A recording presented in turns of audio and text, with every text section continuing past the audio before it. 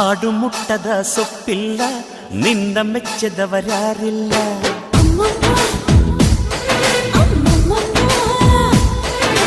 ಜೇನಿಗಿಂತ ಸಿಹಿ ಬೇರಿಲ್ಲ, ನಿನ್ನ ಮುದ್ದಿಗಿಂತ ಸಿಹಿ ಬೇಕಿಲ್ಲ.